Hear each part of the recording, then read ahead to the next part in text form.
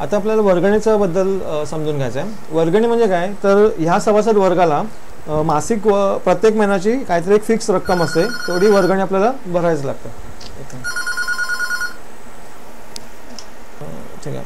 तर ही जी मासिक वर्गणी जी असते ना, ती आपल्याला वर्गणी दर महिन्याला कदाचित सभासद आणून देतात, किंवा कोण 3 महिन्याची एकत्र भरते, कोण 6 महिन्याची एकत्र भरते, कोण वर्षाची एकत्र भरते. अशा पद्धतीने ते वर्गणी भरली जाते.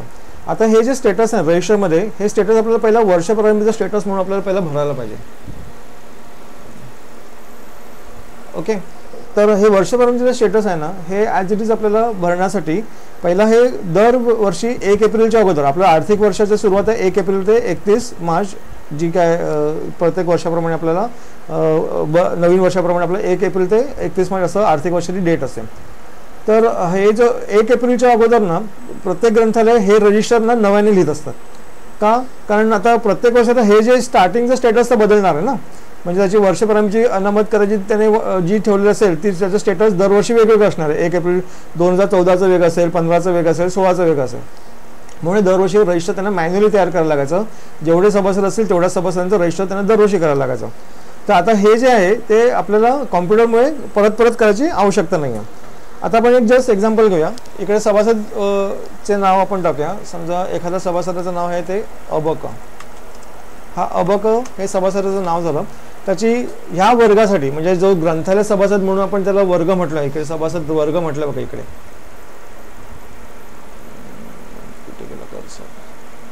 सभासद वर्ग, ग्रंथालय सभासद. या ग्रंथालय सभासद ह्या सभासद वर्गासाठी वाचनालय अनामत आहे ना, ही समजा आपण त्यांची असेल 200 रुपये. ठीक आहे. त्यामुळे ह्या प्रत्येक जेवढे सभासद आहे ह्या वर्गामध्ये तेवढ्या सगळ्यांची वाचनालय अनामत किती असणार आहे, मिनिमम 200 रुपये असणार आहे. आता वर्षप्रारंभीची जादा अनामत, आता ह्या सभासदाची गृहीत धरा की वर्षप्रारंभीची जादा अनामत त्यांनी समजा 100 रुपये देऊन ठेवले होते.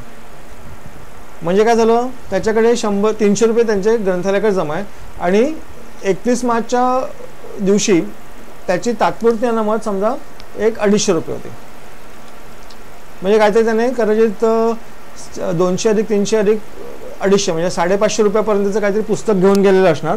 म्हणून त्याने तिकडे 250 रुपये त्यांनी तात्पुरती अनामत म्हणून पण जमा केलेलं आहे. आणि ते पुस्तक जे आता जमा करेल, घेऊन येईल तो ग्रंथालयात रिटर्न करेल, त्यावेळेला तो 250 रुपयाची तात्पुरती अनामत म्हणून आहे तो घेऊन जाईल. तो हा त्याचा कन्सेप्ट आहे. पण हे वर्षप्रारंभीचं 1 एप्रिलचं स्टेटस होतं ते.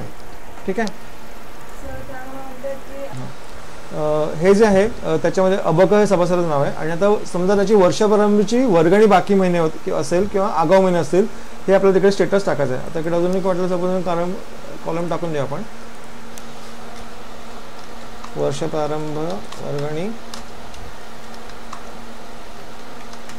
आगाऊ महिने.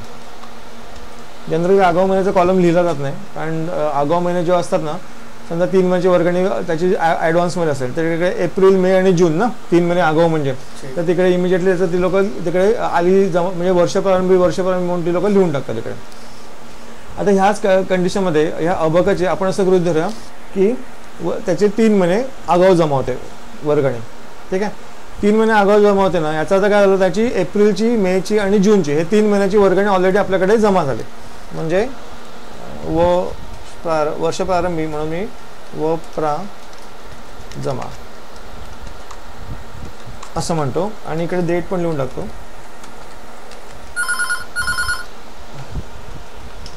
नमस्कार. म्हणजे इकडे 31/3/2015 त्याचं स्टेटस असणार आहे. भले त्याचं जे त्याने जी जमा केलेली वर्गणी आहे ना, ती वर्गणी त्याने वेगवेगळ्या डेटला भरलेली असेल.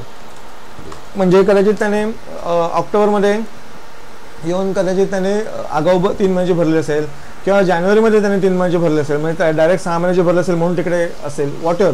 पण आपण इकडे डेट लिहिताना पण ती लोक काय म्हणजे काय लिहिणार, 31 मार्च 2015 हे स्टेटस होतं, 3 महिन्याचे वर्गणी भरले. मग ज्या वेळेला हा जो सभासद आहे अबक, समजा तो म्हणाला, समजा तो 1 एप्रिलच्या पुढे कधी पण ग्रंथालयामध्ये आला आणि त्याने सांगितलं की मला 2 महिन्याची वर्गणी भरायची आहे, तर त्यावेळेला तुमची जी वर्गणी जी अपडेट होणार आहे ती 2 महिन्याची वर्गणी, ती कुठल्या कुठल्या महिन्यांसाठी अपडेट होईल, जुलै आणि ऑगस्टसाठी. आलं लक्षात तुमच्या. आणि त्यावेळेला इकडे होईल की तो जो इकडे पावती क्रमांक आहे ना, तो पावती क्रमांक इकडे लिहिला जाईल.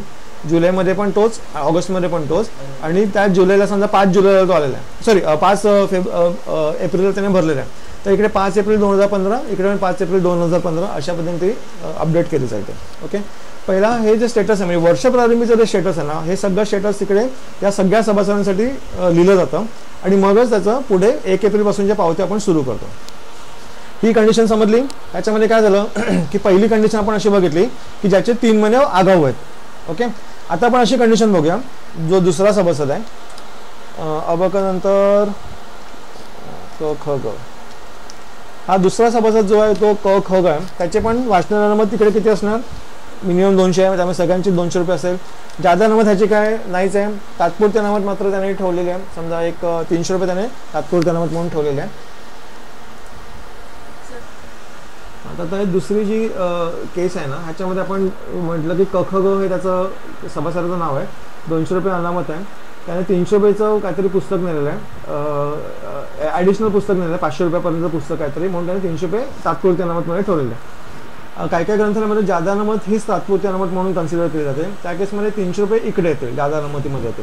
ठीक आहे, आता हा जो सभासद आहे ना, त्याचं समजा वर्षपर्यंतचे बाकी महिने त्याने सांगितलेले आहेत की हे 0 बाकी महिने. ओके, म्हणजे काय, तर इकडे त्याची वर्ष 31 मार्चपर्यंत त्याची वर्गणी पूर्ण भरलेली आहे. मग त्या केसमध्ये 1 एप्रिल नंतर जो वर्गणी भरायला आला, त्याची आगाऊ पण 0 आणि बाकी पण 0 आहे, तर त्याची जी वर्गणी घेतली जाईल, समजा त्याची पावती क्रमांक पडला, त्याने समजा त्या सभासदाने समजा ती 6 महिन्याची वर्गणी भरली 1 एप्रिलला येऊन. ठीक आहे, तर 1 एप्रिलला त्याचा जो पावती क्रमांक पडला तो समजा 25 नंबरचा पावती क्रमांक होता आणि त्याने भरलाय 1 एप्रिल म्हणजे 1/0/2015 त्याने भरलाय.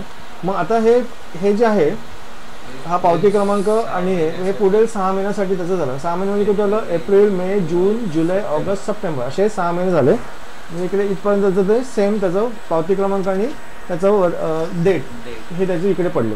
ठीक आहे, हा त्याचा कन्सेप्ट आहे. बघा, हे पुढले ऑक्टोबर नोव्हेंबर सगळं रिकाम आहे का, अजून त्यांनी भरली नाही ना त्याची, जेव्हा भरेल तेव्हा तिकडे होईल. ते हे कंडिशनमध्ये असंही असू शकतो की जो समजा 5 ऑगस्टला आला आणि त्याने पुढल्या 3 महिन्याची वर्गणी भरली आणि समजा तिकडे त्याचा पावती क्रमांक पडला आहे 269 पावती क्रमांक आहे आणि ही डेट आली 5/08/2015.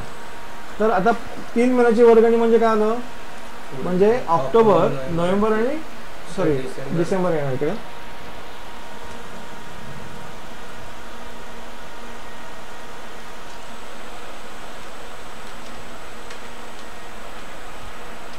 म्हणजे हे जे आहे ते नोव्हेंबर आणि डिसेंबर, ऑक्टोबर, नोव्हेंबर, डिसेंबरसाठी त्याचं त्याचं फीचं स्टेटस झालं, हे भरलं जाणार तिकडे. आता लक्षात घ्या, त्याची पावती वेगळी बनली जाईल, पण जेव्हा पावती बनवतात ना तेव्हा हे रजिस्टरमध्ये अशा पद्धतीने त्याची नोंद केली जाते. ओके, हे लक्षात आलं त्याचा कन्सेप्ट.